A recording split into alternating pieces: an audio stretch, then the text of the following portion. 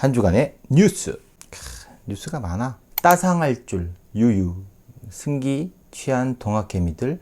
공모주선 연일 죽서. 호재는 없고 규제뿐. 동학개미 매물 폭탄. 바닥을 찍은 카지노. 잭팟은 아직. 10월 22일에 나온 기사입니다. 머니투데이에서 나온 그린 뉴딜에서 찾은 투자 기회, 숨겨진 수혜주도 주목, 이렇게 얘기 나왔어요.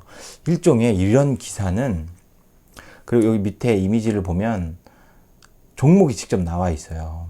그리고 그린 뉴딜, 그리고 요즘에 정부에서 추진하고 있는 투자가 중점적으로 될 거고, 그게 사람들이 그거에 대한 수혜주를 찾고 있고, 그거에 투자하면 좋다, 뭐 이런 식으로 나오고 있거든요. 물론 정부에서 투자하고 있는 그런 업종이나 그런 기업이 있다는 걸 알게 되면 당연히 그 기업이 수혜를 받게 돼요. 기업이라는 게, 기업을 판단하는 기준은 뭐냐? 이익, 그리고 배당. 근데 그런 이익과 배당을 내기 위한 기초 자산이 뭐냐? 매출이거든요. 그러니까 내가 물건을 많이 팔아야 많은 수익도 낼 수 있고, 또 많은 수익을 내야 많은 배당을 주주에게 줄 수 있고, 그러니까 투자자인 저희들은 그런 배당을 많이 받을 수 있을 거라고 생각해서 더 높은 가격에 주식을 매수를 하고 있는 거거든요. 이걸 아주 기본으로 생각해야 돼요. 매출도 많이 올라야 되고, 그리고 이익도 높아야 되고, 또 이익이 높은 만큼 주주들에게 환원해주는 배당도 줘야 되고, 아니면 배당을 못 주게 되면 이익이 무한정 계속 높아질 수 있는 가능성을 우리한테 보여주는 거예요. 그리고 그 가능성을 현실로 옮겨질 때 그 주가가 현실적인 주가가 되는 겁니다. 현재 돈을 많이 번다고 해서 미래에도 돈을 많이 벌 거라고 생각하지 않는다면 현재 주가에서 미래의 가치를 반영해서 오히려 주가가 떨어지겠죠. 자, 그린 뉴딜도 같은 거예요. 현재 태양광에 투자를 하고 있는 기업이 있다고 합시다. 한화솔루션 같은 기업이나 OCI나 이런 현대에너지솔루션, 이런 기업들이 그 태양광 관련된 거에 투자를 하고 있는 기업인데, 지금까지는 일반 개인들한테 물건을 팔아왔었어요. 그 태양열 뭐 전지판이나 이런 거를 일반 개인들한테 팔았었는데, 어느 날 나라에서 모든 학교 지붕에다가 태양광을 다 설치하겠다. 그러면 매출이 늘어나는 거잖아요. 자, 그럼 매출이 늘어나면 상대적으로 관리비가 적게 들어가니까 그 이익이 올라갈 거예요. 그렇게 되면 배당을 많이 받을 수 있을 거라 생각하고 투자자분들이 투자를 하시는 거죠. 자, 그런데 지금처럼 뉴딜로 한다고 했다가 여기에서 보면, 기사에서 보면 친환경, 뉴딜에 들어가는 게 되게 많잖아요. 친환경, 풍력, 뭐 수력, 뭐 이런 여러 가지, 그러니까 화학적인 공해를 일으키지 않고 발생하는 그런 에너지를 생산할 수 있는 방법들은 되게 여러 가지인데, 예를 들어서 갑자기 정부에서 난 태양광은 안 할래, 이렇게 되면 그 기업의 주가는 갑자기 폭락을 하겠죠. 그러니까 제가 여기서 드리고 싶은 말씀은, 정부의 입에 좌지우지 되는 기업에 투자하기에는 뉴스를 보고 투자하기에 너무 늦는다. 뉴스를 봤다면, 내가 만약에 뉴스가 나왔을 때 투자를 했다면 오히려 차익을 실현하는 시간이 되지 않을까. 뉴스에 매도하라고 하는 말이 그렇지 않을까. 내가 이 기업을 장기적으로 좋게 봤다고 하더라도 나라에서 이렇게 이슈화 시켜가지고 갑자기 뭐 사람들이 관심을 갖게 되는 그 시기가 매도를 해야 되는 시기예요. 왜냐하면 지금 갖고 있는 그 기업의 가치보다 사람들이 더 높게 평가하고 있는 시기이기 때문에, 이렇게 뉴스가 나오고 정부에서 막 언론에 뭐 보도 자료를 뿌리고 이렇게 됐을 때 사람들이 갑자기 거기에 관심을 막 가질 거 아니에요. 그러면 미래의 가치를 보고 투자를 하는 거란 말이죠. 야, 그 나라에서 태양광이나 뉴딜에 투자를 한대. 그러면 나도 한번 투자를 해볼까?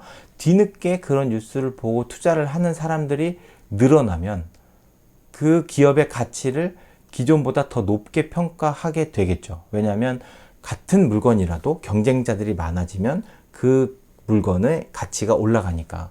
실제로 그 물건이 그만한 가치가 되지 않더라도 경쟁자가 많다는 이유 하나만으로 부르는 게 값이 되는, 그럴 때니까 네.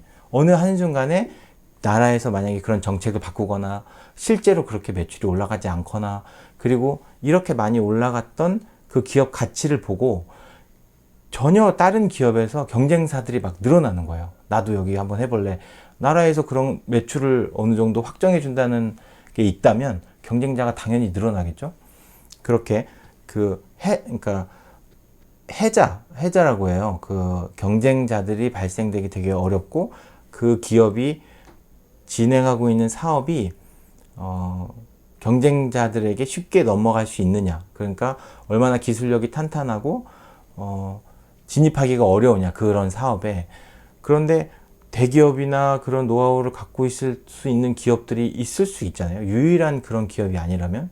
그렇다면 확실한 매출이 있다면 자본이 있는 그런 집단에서 경쟁을 할 수 있는 토대를 만들어줄 수 있는 거잖아요. 그러니까 누구나 다 아는 매출, 누구나 다 아는 그런 기회는 돋보이지 않는다는 거예요. 근데 그 순간에 사람들의 관심이 몰림으로 인해서 가치가 갑자기 올라갔어. 그러면 실제 그 기업의 미래 가치보다 더 많은 가치를 받고 있는 거잖아요. 그러니까 단기적으로는 차익 실현을 해야 되는 시기가 아니냐. 예. 여러 업종이 있지만 그 중에서 관심이 가는 업종은 유달리 상승폭이 커요. 그럴 때는 차익 실현을 해야 되는 시기라고 생각하거든요. 특히 언론에 막 뉴스가 막 나와서 긍정적인 뉴스를 뿌리고 좋다고 막 얘기하고 그럴 때일수록 더 유심히 지켜봐서 최대한 내가 여기서 어느 정도의 차익 실현을 벌여야 되느냐. 그리고 내가 이 기업의 가치를 얼마까지 생각하고 있었는데 그거에 비해서 얼마큼 오버가 되느냐. 아니면 그 기업의 그런 가치가 오지 않았다는 그런 근거가 뭐가 있느냐. 내가 너무 허황되게 그 기업의 가치를 생각하고 있는 건 아닐까. 이런 걸 생각해야 하는 시기이거든요. 예, 괜히 이렇게 남들 다 한다고 하고 뉴스에서 나왔으니까 당연히 잘 될 거야 이렇게 생각하신다면 정말 크게 오산이라고 생각해요. 더욱더 그런 데에서 주의를 기울여서 투자를 하셨으면 하는 마음에 이 기사를 말씀드립니다. 자, 그리고 가족 합산은 없다. 당정, 대주주 양도세, 인별 5억 검토. 이게 대주주에 대한 기준을 나라에서 상정을 했는데 올해까지는 주식을 보유하고 있는 금액이 10억, 그러니까 한 기업에 10억 이상 투자를 하면 대주주다. 그리고 한 기업에 투자를 하면 3억이다. 되게 10억에서 3억으로 가격이 갑자기 낮아졌잖아요. 그러면 뭐 솔직히 제가 데이터를 찾아보진 못해서 3억 이상 국내에 각 주식을 한 기업에 3억 이상 주식을 투자하고 있는 투자자분들이 얼마가 될지는 잘 모르겠어요. 근데 일단 10억 이상 보유하면 대주주다라고 했을 때에도 연말에 매도를 하고 연말 그 기준이 연말이라는 그런 딱 하루 그러니까 연말에서 1월 초가 되는 그때 보유하면 이 사람은 대주주다. 그렇지 않으면 대주주가 아니다라는 것 때문에 연말이 되는 그 기준 3일 전에 그런 대주주분들이 매도를 하는, 그러니까 폭락을 하는 거죠. 주가가. 폭락까지는 아니고 그런 대주주분들이 매도를 하기 때문에 주가가 떨어지는 현상이 발생하고 있는 건 다 알고 있는 사실이더라고요. 예, 저는 뭐 그렇게까지 상세하게는 잘 몰랐는데 그런 10억이라는 기준 때문에 10억 이상 보유한 주주들이 매도를 했고 그에 따라서 조정을 받았었다 이거예요. 그런데 이게 3억으로 낮춰지면 10억 이상 보유하고 있는 사람들 때문에도 출렁거렸는데 이게 3억으로 낮춰지면 얼마나 출렁거리겠느냐, 얼마나 많이 주가에 대한 게 어렵게 반영이 되겠느냐 라고 이렇게 지금 언론이나 이런 분들이, 국민들, 투자자분들이 항의를 해서 그거를 그 10억의 기준도 3억으로 내리는 기준도 그것도 가족 합산 3억이래요. 이제 가족들이, 그러니까 저나 저의 와이프 아니면 형제 이런 분들이 한 기업의 주식을 3억 이상 갖고 있으면 대주주. 그래서 그거에 대한 매수 매도에 대한 양도세가 들어가니까 그렇게 3억 이상 보유하고 있는 분들은 반발을 하는 거죠. 세금을 내니까. 그것도 적게 내는 게 아니라 22%인가요? 그 매도 금액의 차액의 22%를 낸다고 알고 있으니까 그런 분들이 많은가 봐요. 그 3억 이상 보유하고 있고 그거를 또 매도 매수를 통해서 차익 실현을 하시는 분들이 엄청 많은가 봐요. 문제는 2022년인가요? 2025년인가?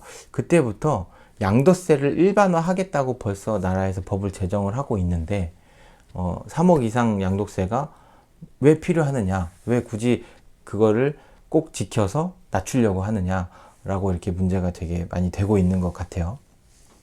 저도 그만큼 비용을 갖고 있었으면 좋겠지만 일단 이런 세금 관련해서는 수익이 나는데 세금을 부과하는 것은 맞다고 생각하고요. 그런 기준이 사회적 합의를 이루어지고 최대한 조세에 관련돼서는 저항이 심하기 때문에 국민들에게 어느 정도를 이해할 수 있는 수준으로 설명을 해주고 그리고 당연히 좋은 방향으로 가고 선진국형으로 가야죠. 예, 돈을 많이 벌고 그런 거에 대해서 이익을 본 사람들이 세금을 내서 또 어려운 사람들 도와주고 사회에서 부족한 부분도 또 메꿔주고 또 나라에서 정부로서 해야 되는 역할에 들어가는 비용도 있잖아요. 그런 비용을 잘 사용해주고 또 잘 사용할 수 있게 우리가 감시도 하고 그런 게 중요하다고 생각하고요. 이렇게 저항이 생각보다 되게 심한 것 같아요. 되게 그래서 어느 정도 원래는 3억이었던 것을 이제 5억으로 좀 상향을 하고 또 가족 합산이 아닌 개인별로 이렇게 나누는 것. 그러면 부부 합산이면 10억이죠.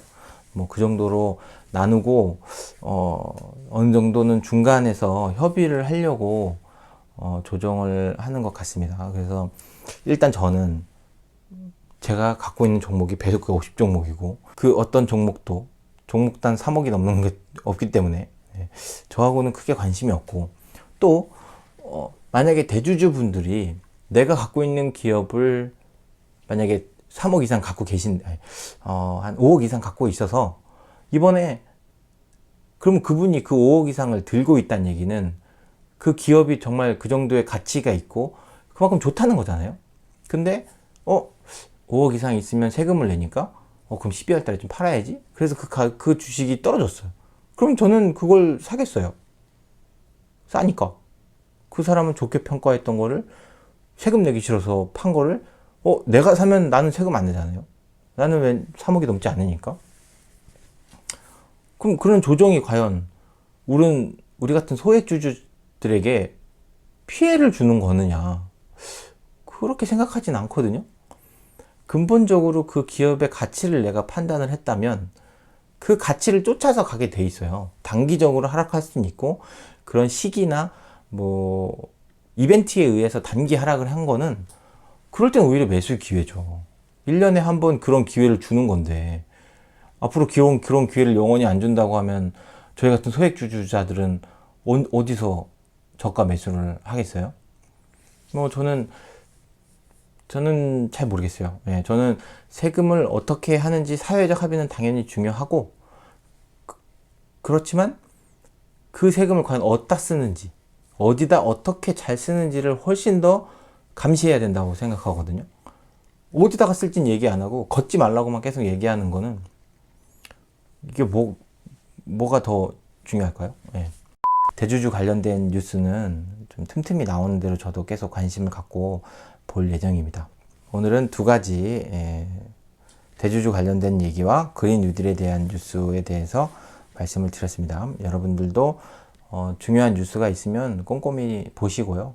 자기 기업에 관련된 것만 말고도 전체적으로 세상이 어떻게 흘러가고 그게 내가 투자하고 있는 그런 기업이나 업종에 어떤 영향을 미치는지 다 연결돼 있잖아요. 다 같이 연결되어 있으니까 그런 안에서 우리 회사가 과연 내가 투자하고 있는 회사가 어떤 영향을 맞을지 관심을 갖고 있는 건 되게 중요하다고 생각하니까 뉴스를 꾸준히 보시고 또 그 안에서 세상의 흐름을 파악하는 그런 통찰력도 기를 수 있도록 좀 고민도 많이 해보시고, 그런 게 주식 공부하는 거라고 생각하거든요.